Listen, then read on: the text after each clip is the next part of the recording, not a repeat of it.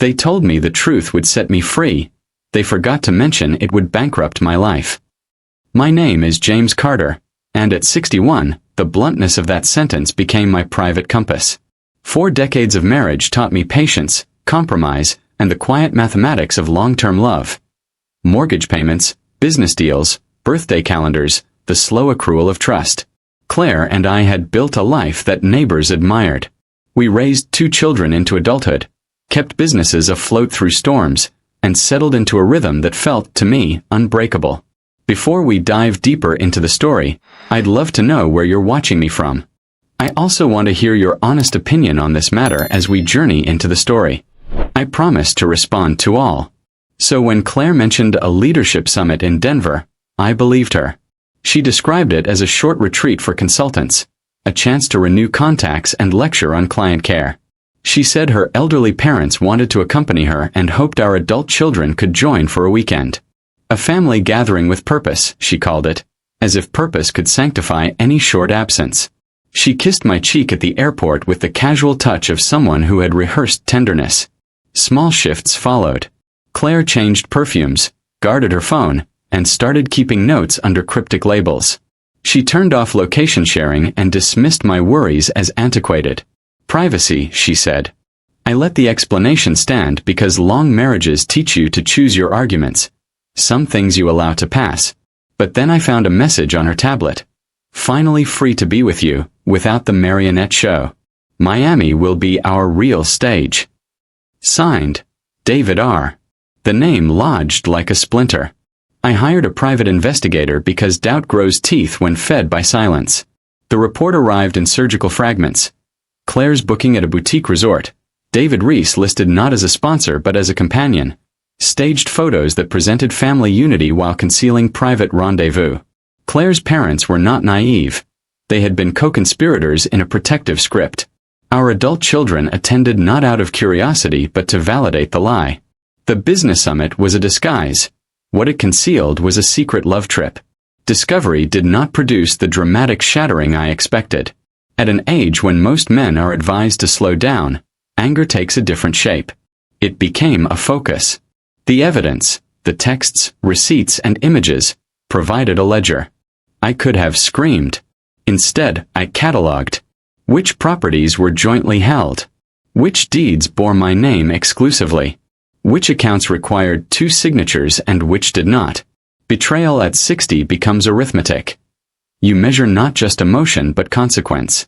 Practical action grounded me. I consulted an old attorney, a friend who understood discretion. We reviewed a prenuptial clause Claire had once mocked. It protected certain business assets.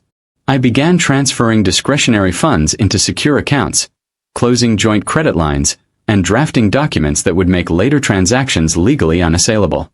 The work felt like preparing a funeral. Painful, precise, designed to prevent chaos. Memory crowded these practicalities. I thought of early days, painting the first house at dawn, Claire's singing in the laundry room, our son learning to ride a bike with both of us steadying him. Memory can be a pistol pointed at the present. It makes the fracture between what was and what is feel obscene. Yet memory also reminded me why precision mattered. We had built things together. If the future would now be rebuilt apart, I would ensure the division was clean. Night after night I sat in the dark and made lists. Not of accusations but of logistics. Which neighbor knew about the lake cabin? Which client had checks that required 2 signatures? Which assets could be moved without triggering alarms? Grief distills into strategy if you let it. It becomes less tempest and more map. There is a certain dignity to working with a plan rather than erupting into spectacle. As the day of return neared, I had arranged everything I could. Transfers were vetted. Deeds prepared. I had not chosen to punish with words or scenes. Instead, I prepared legal finality. I did not want vindication in gossip. I wanted to reclaim the narrative quietly and permanently. When she came back, she would find not a confrontation staged for neighbors but simply the absence of the life she presumed intact. I resolved my reply in silence. The summit had been their stage. I had been an unwitting spectator. Now the curtain would fall, not with noise, but with an irreversible action that would leave no room for performances. This was my slow, considered revenge. Not to break them down publicly, but to walk away with dignity, taking with me what remained of a life I could still salvage. I learned then that revenge can be quiet, surgically precise, and sometimes necessary to sever the rod of long deceit and reclaim peace today. They called it a leadership summit, a tidy phrase that felt bureaucratic and harmless until the phrase became a lie. I had imagined Claire standing before a small gathering of consultants, offering insights from decades of practice. Handling clients, smoothing conflicts, teaching the art of listening. The woman I married loved that work. She loved the theater of professional competence. She wanted that recognition in small, tasteful ways. So when she described the Denver event, I accepted the description because it fit what I knew of her public self. Before she left, Claire arranged the itinerary so casually one could mistake normalness for openness. She told me her parents would come for a day or two to see the city, and that our adult children would make an appearance over the weekend. She even showed me a printed pamphlet with a logo, a list of speakers and venues. Material that, on the surface, read legitimate. In a marriage of decades, you learn the rhythm of such things and assume continuity will mean honesty. On the morning she departed, the neighborhood felt ordinary. Neighbors waving, a dog yapping, mail in the box. She walked away with a composure that had defined her for years. My children hugged her at the curb, their lives pulled by work and other obligations. They were there for an interlude that seemed sentimental. I watched as she smiled and departed, thinking how rare such family arrivals were now that everyone had their separate lives. As the days passed, I received the curated updates she wanted me to see. Panels, applause, photos. Her parents left comments on the posts, proud and small. Daniel and Rachel clicked likes like ritual. But the images were too polished. Staged balcony shots, rehearsed smiles in conference rooms, a handshake at just the right angle. Something in them felt like theater rather than evidence. When a friend later checked with the venue, there was no summit booked for the date she claimed. Those little inconsistencies stacked until they formed a pattern. At this stage, I did not react publicly.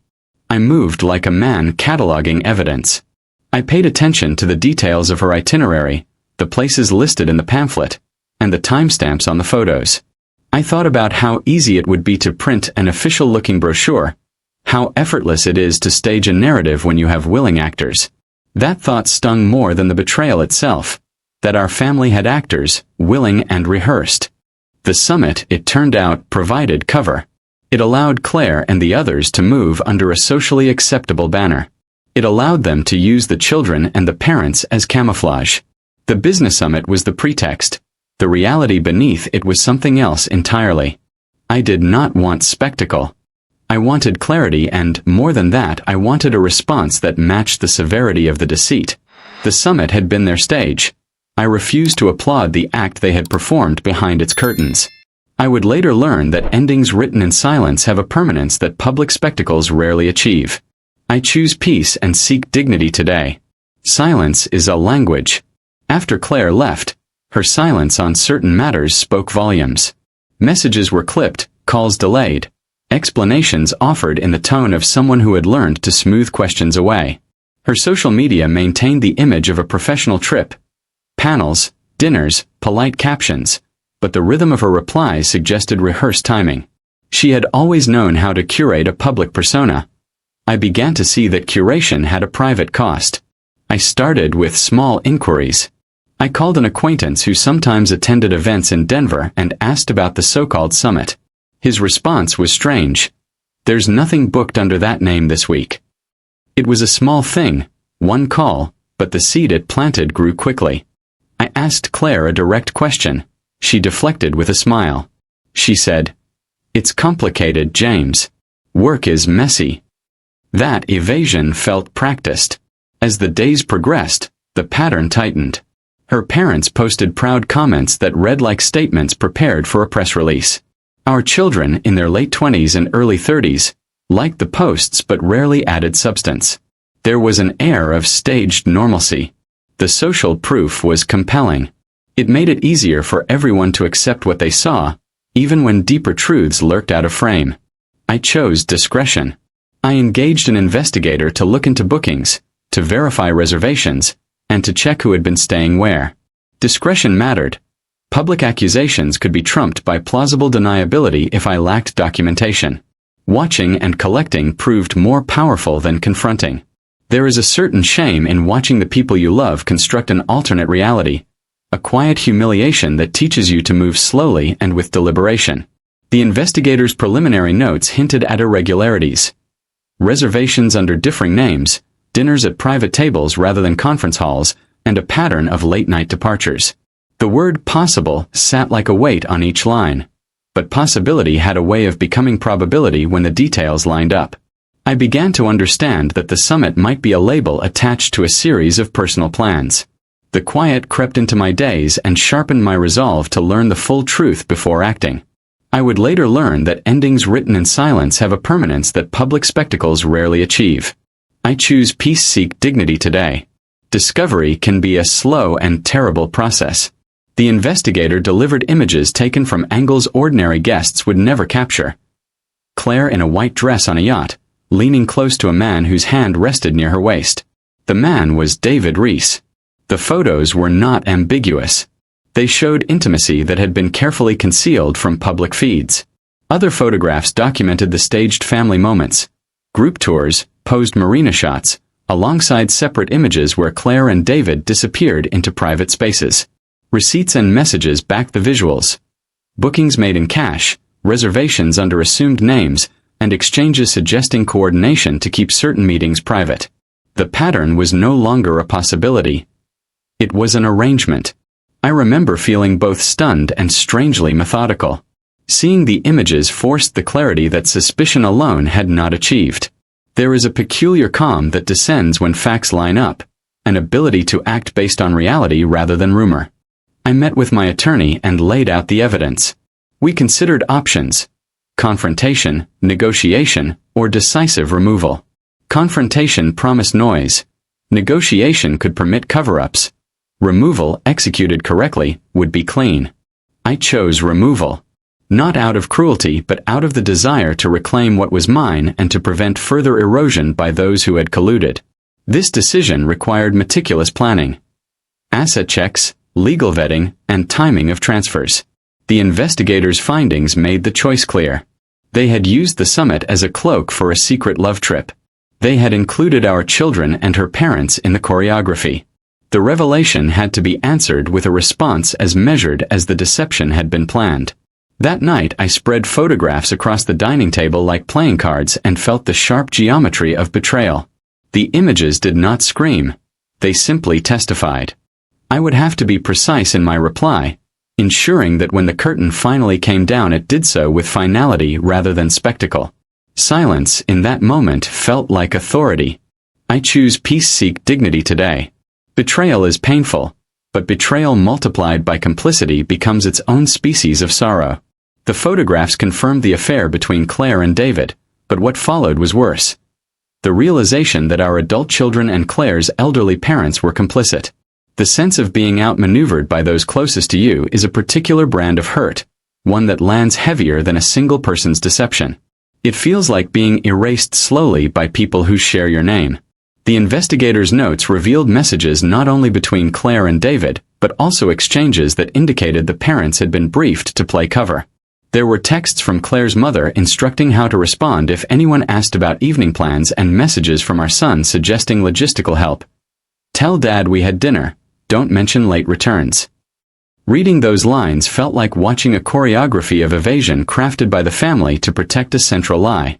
Why would they do it? The explanations that came later were various and often self-serving. Claire's mother said she wanted to shelter her daughter from scandal. Her father claimed he feared the emotional fallout that would break a family. Our children confessed later that they had feared the collapse of what they'd known and chose silence as a temporary fix. Those rationales read like small pleadings against a truth that required more than excuses. That betrayal infused every memory with doubt. The holidays, the anniversaries, even the quiet mornings in the kitchen. Had our shared laughter been staged in places too? When I confronted our son later, his face crumpled with guilt. We didn't want to ruin things for everyone, he said. We thought we were protecting Grandma and Grandpa from disgrace. Protection, in their minds, had meant complicity. My daughter cried, admitting she had deleted messages and cleared browser histories at their behest. The children were not malicious. They were afraid. Claire's parents were a different matter. Age had made them vulnerable to preserving dignity above truth. Their generation equated public shame with finality. They feared social ostracism more than moral compromise. They had coached responses and insisted the trip appear outwardly respectable. In doing so, they had become enablers. Their involvement was a bitter pill because parental protection had turned into facilitation. I thought about the moral calculus of complicity. When you shield a lie, you become part of its architecture. The repercussions ripple outward. Friends who learned the truth whispered. Some stopped speaking to me. Others took Claire's side, rationalizing that at 61 one should not demolish a relationship by exposing it. The community divides in such moments and people choose lanes. It is odd to watch the social tectonics shift because of a private betrayal. In the face of such communal deception, the choice to act independently felt not only justified but necessary. I could not allow a network of protection to become a network that consumed my life savings and identity. I had to set a boundary that was both practical and symbolic. The consequences would be severe, I knew that. But surrendering to a lie seemed worse. The family had staged a secret love trip disguised as a business summit and had invited their loved ones into the role of cover. My next moves would be structured to prevent further pretense and to reclaim a narrative that had been stolen from me. I choose peace, seek dignity today. The choice to stay silent had weight. Silence is a decision, not a void. In the weeks after discovery, my days became a ledger of calculated moves. I woke earlier than before, not out of habit but to keep time from conspiring with memory. Claire's calls became less frequent. When they came, they were shrouded in an apology that never quite landed because it asked for forgiveness without admitting truth. I had learned that words could be soft cages. They could be apologetic and evasive at once. My attorney advised caution, explaining that certain transfers required careful timing to avoid legal entanglements. We moved slowly because haste invites mistakes. I closed joint credit lines, changed account signatories where I could, and moved discretionary funds to accounts that would be beyond immediate reach. It felt like stripping a house room by room, not to destroy it but to salvage what was mine. I cataloged deeds, checked titles, and called old business partners to verify paperwork was in order. The work was meticulous, and in its methodical rhythm I found relief. I also began to consider the human elements. How our adult children would react, how Claire's parents would cope, and how neighborhood gossip might harden into rumor. I had no desire for public spectacle. I wanted to ensure that if the house and cars left our name, they did so legally, leaving me clean of any impropriety. The word clean had become an altar where I placed my pride. I thought about the lake cabin, how we had painted its porch together, and the cars Claire loved to polish on Sunday mornings. These objects had emotional weight, but I could not let sentiment cloud necessity. At night I rehearsed conversations I knew would happen. If Claire accused me of betrayal, I would present evidence. If the children pleaded, I would explain my duty to preserve what was legally mine. There was cruelty in planning to sell assets that had housed decades of birthdays and falls, but there was also a moral argument. She had staged a secret love trip disguised as a business summit with her lover, her parents, and our children, and that deception required consequences.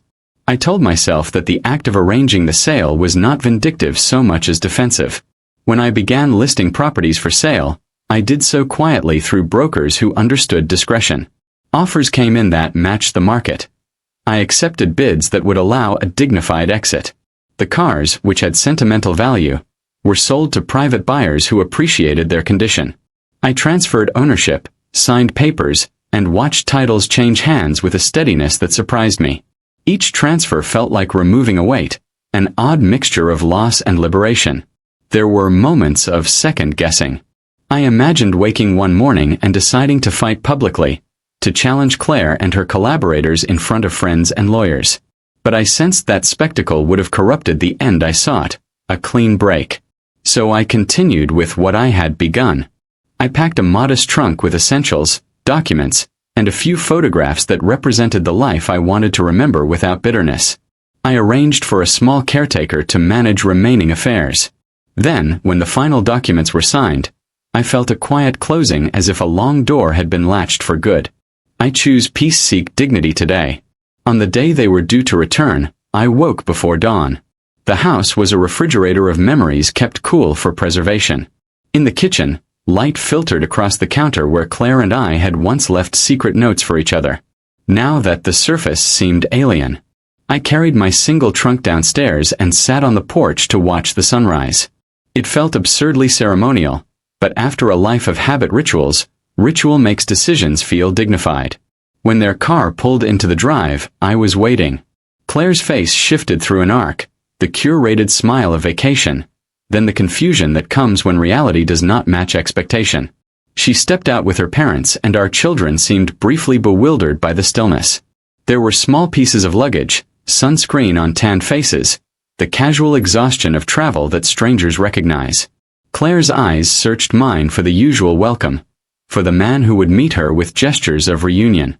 Instead, she found the envelope on the table. Inside were photocopies of deeds, screenshots of messages, and a brief note that read plainly, "You went on a secret love trip disguised as a business summit with your lover, your parents, and our children. When you returned, I had already sold the houses and cars. So, I packed everything left and relocated abroad." I watched her face absorb each clause as if each word were an icicle. Around her, the family shifted from casual to catastrophic in minutes. The children stammered questions. Claire's mother wept softly. Claire demanded explanations, but I had prepared mine in private and found the public arena unnecessary. I told them only what true and allowed silence to articulate the rest was. Their disbelief was loud. Their anger louder. My son accused me of theatrical cruelty. My daughter cried and tried to reconcile. Claire accused me of destroying a marriage without warning. I held my ground and presented the evidence. The receipts, messages, and the pattern that the investigator had compiled. Neighbors gathered in hushed groups, and the story spread faster than any statement I could have made. Some people pitied Claire, others criticized my secrecy. The world, as always, divided. What mattered for me in that moment was not the noise but the legal finality. Keys exchanged, cars gone, deeds transferred. There is a certain cruelty in efficient closure, an absence so absolute it prevents bargaining. After the first storm of questions, Claire retreated with her parents to the small apartment I had left for them, a place with minimal furnishings. They asked why I had not confronted them earlier. They asked about motives and malice. I answered that I had collected evidence and acted where I could without making scenes. That answer did not satisfy them. Their outrage was the predictable human chorus when the stage you design for others becomes the arena where they fall. In that week I bought my plane ticket. The sale proceeds were already secured offshore. The logistics finalized. Packing up had been both painful and practical. I left a few personal items behind intentionally. Books, a small clock, so they could see remnants of a life we had shared without being able to claim the rest. Then I left. It would not be an escape so much as a completion. A single act that closed a long chapter with deliberate hands. I choose peace, seek dignity today. Port had a language all its own, and when I settled into Lisbon the cadence of life slowed to something I enjoyed. I rented a small apartment near the river, furnished it with modest things, and began to write again. Notes, letters no one would receive, and lists of small pleasures. The ocean surprised me with its steadiness. Each morning I walked and tried not to think of how the absence I had created echoed in the lives I'd left. But distance does not erase consequence. Word arrived quickly. Claire's employer had initiated an internal inquiry after evidence surfaced. David's firm severed ties once photos leaked. The children endured awkward conversations with friends and colleagues.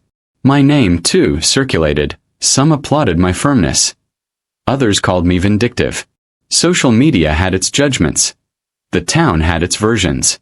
I paid little attention. My concern had been to secure a life where deceit could not touch my finances or my sovereignty. The decision to relocate had legal housekeeping attached to it. Forms, tax filings, and a steady attention to details that felt oddly familiar after a career of business management. I kept contact with the children at first, measured and occasional. They called to ask how I was, to complain at times, to apologize at others. Pain is not an immediate teacher. It is an uneven conversation. My son confessed later that the trip had been more about Claire's desire for reinvention than about love. He admitted they had been afraid to expose her. My daughter said she regretted silence. Their confessions were not absolution. They were small acknowledgments. Months later, a journalist called with a request for documents. A local paper ran a piece that catalogued the timeline. It was not sensational. It was careful, listing facts and statements. Claire's attempts to salvage her career faltered. David's name remained entangled in gossip. The elders in the family retreated, ashamed. I did not seek to publish anything, but once the truth had been documented, the ripples could not be entirely controlled. In Lisbon, I stitched a new routine. I met a neighbor who had been widowed and we shared coffee. I bought a used bicycle and rode it along the embankment. The work of rebuilding was quiet. Small joys, steady disciplines. The absence I had orchestrated settled into a private peace. I speak of it now without triumph. I speak of it as a man who chose to remove the rot from his house rather than live with its smell. This move was not a flight. It was a methodical relocation that preserved assets and dignity. I had sold the houses and cars, packed everything left, and deliberately relocated abroad.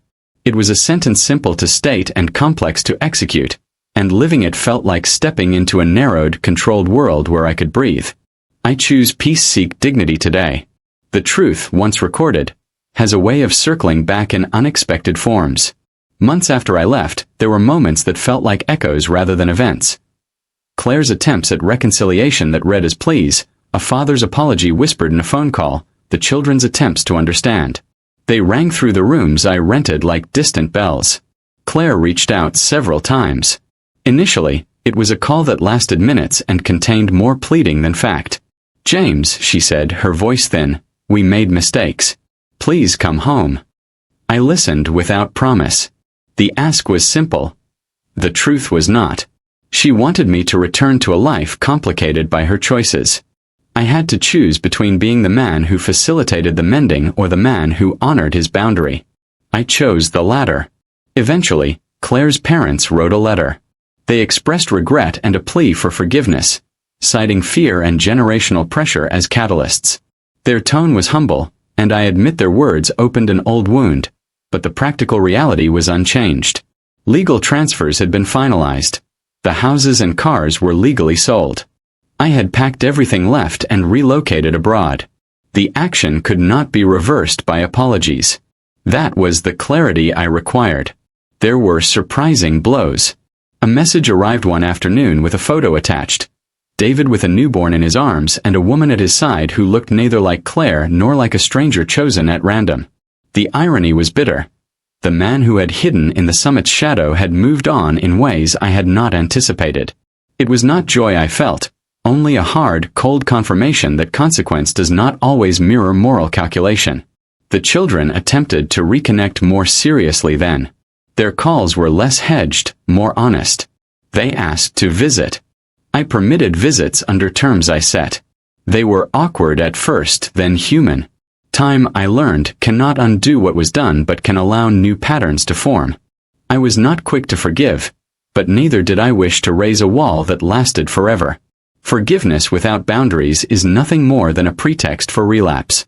Sometimes I wrote letters to Claire I never sent. Sometimes I reread the note I left and felt a quiet justification. The story had been messy and the people's motives mixed. I had not set out for public vengeance. I had sought to reclaim my life and to ensure that a staged business summit, used as cover for a secret love trip, would not continue to cost me more than truth warranted. In time, the echoes softened, and I found my days folded into a new rhythm. I choose peace, seek dignity today. There is a private craft to rebuilding a life after public unmaking. I knew the market for my former life, the network, the skills, the reputation, and I repurposed them quietly. I started a small consultancy again, not the sprawling operation from years past, but a modest effort that kept me occupied and honest. Work kept my hands steady and my days full. It is strange to be reduced in scale and find the scale appropriate. I kept the kids close enough to matter and distant enough to heal. Their visits were more deliberate. They were not the perfunctory weekend guestings but slow, reflective days. We spoke frankly about choices and consequences, about how fear can make people collude with lies. They apologized in various ways. Practical help with filing documents, checking on my health, and over time, an unclenching of the guilt they had carried. I did not ask them to pay for the past with their present. We rebuilt agreements rather than illusions. Claire attempted public statements to regain footing. They rarely worked. The culture had judged quickly, and once trust fractures, restoration is slow. There were legal conversations too, attempts to challenge transfers, to argue procedural wrongs, but the prenuptial protections and the care with which I had executed the sales made reversal difficult. The courts are precise instruments. My attorney had ensured there were no obvious holes. That, in the end, felt like the strongest kind of revenge, a life preserved without spectacle. In quiet moments I would sit by the river and read. Sometimes I wrote letters I would never send. Other times I walked through the old neighborhood just to witness how life continued without me. People refurbished houses, children grew, and life resumed. The absence I had created was not an obliteration but a pause that allowed me to repurpose my days. I had packed everything left and relocated abroad. The phrase felt succinct, almost ceremonial. If there is a single lesson in this, it is this: betrayal late in life is not merely romantic impropriety. It is theft of years and plans. My act was not simply to punish Claire but to reclaim a dignity she had eroded. I do not say I am proud of every choice. I say only that I chose a life without complicity, and that choice has given me, in time, a measure of peace. I choose peace, seek dignity today. The legal and emotional aftermath arrived like a second winter. Cold, impartial, and long. After the unmasking, Claire's company opened an internal inquiry. Employees whispered and took sides. David's firm moved quickly to distance itself from the scandal. His professional ties frayed as clients backed away. The children's workplaces caught the scent of gossip. For a family that had once relied on discretion, exposure became a tidal force that rearranged social positions and reputations overnight. My role in the public story was, by design, proportional and deliberate. I had not sought headlines. Still, facts leak in a town. An investigator's report, a set of deeds, a blunt note left on a kitchen table. The local paper ran a measured piece that simply set out the timeline and documented the transfers. Some readers interpreted my actions as vindictive. Others saw a man reclaiming what he was owed. The conversation at the country club shifted. Friendships that had seemed permanent loosened with polite distance. Emotionally, the aftermath had tender points. Moments where grief and relief intersected. Relief that the truth was no longer a private pressure. Grief for the ritual of family that had been appended. My adult children suffered in ways that felt both deserved and undeserved. They were complicit and yet still my children. When they came to me with faces drained of color, I tried to hold them without letting my anger at their complicity spill directly into their bones. There were legal moves too. Claire attempted to challenge the transfers, asserting procedural errors and arguing that some assets had been jointly held in ways not obvious on paper. Her petitions were earnest and painfully procedural. She named accountants and brought forward signatures. My attorney, however, had anticipated these avenues. The prenuptial terms, the timing, and the careful paperwork made reversal difficult.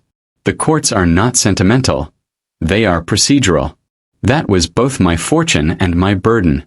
As hearings approached, documentation became a shield and a sword. I provided the investigators' files, bank statements, and copies of messages. I did not gloat. I presented facts, and the legal system did what it does. It examined claims, weighed evidence, and moved according to rules. There were hearings where I sat quietly while others argued in public. The stress of those days left a residue in me that sleep could not remove. I contracted small ailments, things that read as consequence rather than metaphor. Sore joints, headaches, the kind of fatigue that simple rest could not cure. I remember the day the judge issued a preliminary ruling that upheld most of the transfers. It was not a vindictive victory so much as an administrative confirmation that my action had been legal. The judge's voice was dry, his language technical. When the gavel echoed, I felt a small release, a loosening in the chest that had held breath for months. Yet even with the partial confirmation, The emotional labor continued. Relationships do not repair themselves with rulings. Apologies were offered, some heartfelt, some strategic. Claire's parents alternated between contrition and despair. Our children trembled between loyalty and shame. What surprised me most was the public's appetite for nuance. Simple stories attract traffic, but people are stubbornly interested in complexity. Some columnists asked whether my response had been proportionate. Others argued that I had the moral right to dismantle a life built on lies. The discourse was messy and often cruel. For my part, I continued to move carefully. Tending to paperwork, answering subpoenas, scheduling quiet visits with my children, and trying to remember that legal success is not the same as emotional closure. In the quieter hours, I thought about legacy. What I would leave my children beyond property and bank accounts. I wanted them to have models of integrity, not revenge. The paradox of my actions was that while they were punitive in effect, they were meant to create a boundary rather than a vendetta. Boundaries can be loving if they prevent future harm. In time, I hoped, that lesson would embed itself within our family more deeply than the shock of betrayal did. For now, we navigated the aftermath with a mixture of public process and private mending, both slow and necessary. I choose peace, seek dignity today. Months after the legal storms, the true cost of deception began to show its many faces. Claire's professional reputation suffered more than I expected. Clients who once praised her skill now questioned judgment. Her consulting contracts dried up. The firm placed her on leave pending investigations. The cruel economy of reputation exacts swift payment. David, too, found that certain doors were closed forever. His career had been a momentum that reputation and relationship had helped build, and both were now compromised. For our children, the consequences were a different calculus. They had not been the principal actors, but they had chosen complicity. The weight of that choice settled on them in quiet ways. My son, who had always measured himself by competence, felt ashamed that his judgment had faltered. My daughter struggled with guilt that ripened into practical change. She moved apartments, changed some social circles, and began attending therapy. These outward moves were attempts to manage the inner turmoil that comes from knowing you helped conceal a lie. There was also the financial reckoning. Some funds Claire had accessed were traced back to our joint enterprise. There were discrepancies that required forensic accounting. The investigations revealed that some transactions had been masked through consultancy invoices that, on the surface, appeared legitimate. That kind of concealment is both clever and fragile. The paper record exists until someone probes it. The accountants worked slowly but thoroughly, turning over ledgers until the picture was clearer. Where impropriety was found, actions were taken to correct accounts and reimbursements were negotiated. In that period, I also encountered unexpected allies. A former colleague, someone whose opinion I respected, reached out with a quiet note of condolence and offered to broker introductions in Lisbon when I mentioned my relocation plans. Other acquaintances offered practical help to my children, providing references and job openings to cushion some of the fallout. That willingness to assist, small, practical, and non-judgmental, reminded me that while betrayal fractures, communities sometimes mend. Emotionally, I had to confront a personal truth. Victory in court had not equated to inner peace. I was learning new ways to be present for my children and to let them earn back trust incrementally. The process involved hard conversations about moral agency, about how fear persuades people to act against their better judgment. It involved therapy sessions and family talks where silence was replaced with accountability. The household reconfigured, responsibilities were redistributed. Daily routines evolved from automatic companionability to conscious efforts at repair. There were moments of quiet forgiveness, not dramatic reconciling but small gestures. A shared meal, an honest question, a child's attempt to explain. These were not erasures. They were openings. I recognized that human beings are capable of change and that the scars of this episode need not be permanent if tended with honesty. That realization did not excuse the deception, but it did create a path forward for the people I cared about most. This chapter closed not with dramatic resolutions but with slow rearrangements. Careers shifted, accounts were audited, and the family's daily life took on a new grammar of caution and candor. The theft had been deep, but the repair, though slow, began with a small set of honest acts. I choose peace, seek dignity today. Controversy and public exposure have unpredictable currency. After the court's procedural confirmation, the story took on new life online. Commentators dissected motives, late-night shows joked in a way that felt cruel, and some readers sympathized with Claire, framing her actions as a midlife search for meaning. It is tempting for the public to reduce human complexity to a neat narrative. I found the flattening both infuriating and oddly liberating. It forced me to define my own story rather than let others tell it. One unexpected development was the involvement of journalists who wanted not a scandal but a deeper understanding. They asked for timelines, motives, and how families handle betrayal. One reporter, patient, precise, spent afternoons with me in Lisbon, asking about the logistics, the emotions, the quiet moments that had led to my decision. He listened without judgment and later published a long-form piece that focused on betrayal in later life and the moral ambiguities of private justice. The piece did not absolve or condemn. It simply presented what had happened and allowed readers to judge. That article changed some things. It offered nuance where earlier headlines offered only sensationalism. Friends who had been distant reached out with questions rather than assumptions. Some former colleagues called to say they had read the piece and realized the complexity of the situation. The public conversation became less brittle and more reflective. Less about spectacle, more about the cost of deceit and the difficulty of repair in later life. But the controversy did not disappear. Claire continued to attempt professional statements, and some community members accused me of cruelty.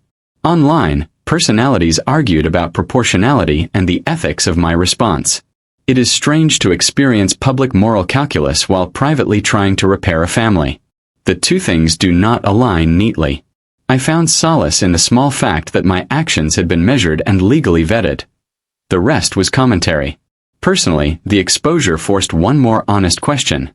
What did I want next? For a long time, my aim had been reclaiming dignity and ensuring financial security. Once those were in place, other desires surfaced. Reconnection with my children on honest terms, a modest life that was not defined by the scandal, and a quiet work life that brought satisfaction. The controversy had been a storm. Now I wanted to cultivate whether that I could predict and endure. The public would argue I would live.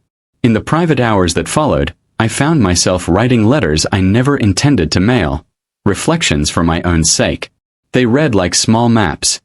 How to avoid collusion in future relationships, how to teach children moral courage, how to hold boundaries with grace. The scandal had become a study in human frailty and the limits of forgiveness. I watched the public conversation without craving approval, aware that my life had moved beyond the need for external validation. I choose peace and seek dignity today. Months turned into a slow season of rebuilding and quiet reflection. I learned to plant small routines that anchored me. Morning walks along the river, a weekly coffee with a neighbor, an hour of writing each afternoon. These practices created a frame for living that was not reactionary. They helped me feel like myself again, minus the accumulated residue of betrayal. The children found ways to contribute to the repair. My son took on practical tasks, helping with paperwork, organizing appointments when necessary, while my daughter was a steady emotional presence, visiting and cooking meals that patched things more than words could. Their efforts were not performative. They were small, steady acts that signaled growth. I saw in them the ability to choose differently, to accept responsibility without being crushed by it. Claire attempted to re-enter public life with statements about growth and learning. She sought therapy and spoke about the need to rebuild. Some lauded her candor.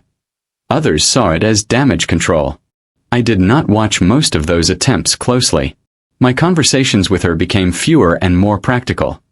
Scheduling arrangements around the children, discussing legal documents, and sometimes, in rare moments, acknowledging what had been lost. Over time, fractures began to smooth. Not because wounds had vanished, but because movement had replaced stasis. The family calendar filled with small obligations and visits that, while awkward, were honest. There were dinners where conversation was functional rather than performative. There were mornings when the children helped with mundane chores and left feeling more like participants in life than bystanders in a drama. The reconstruction was slow but meaningful. I also allowed myself small pleasures. An evening at the theater, a new book, a walk beyond the part of Lisbon tourists tread. These things were not indulgences. They were a reclaiming of life's small comforts.